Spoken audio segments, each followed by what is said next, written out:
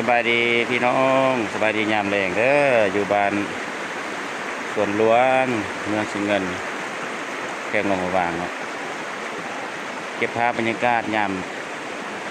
ไทยทำยามแรงเนาะตะเวนตกดินแล้วเนาะนี่ทางนี้เป็นบ้านสวนหลวงอันนี้เป็นน้ำขานเนาะน้ำขานเนาะไม่ขั่วข้ามไปบ้านห้วยเอียนบ้านห้วยเอียนเด้อตอนนี้ก็อยู่ขั่วน้ำขานขั่วไม้ธรรมศาสตร์สร้างขึ้นนะ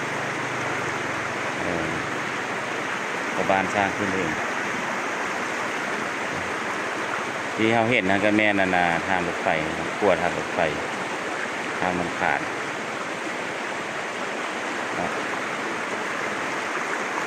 ขาน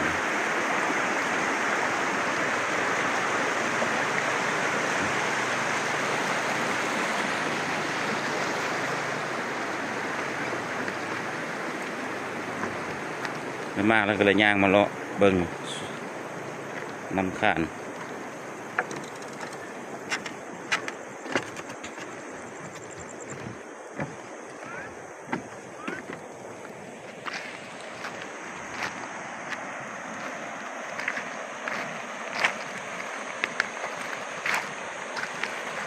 ขวานะ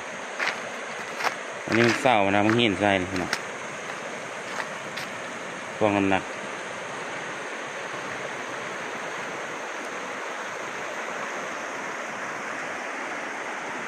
มีเหงื่ออีก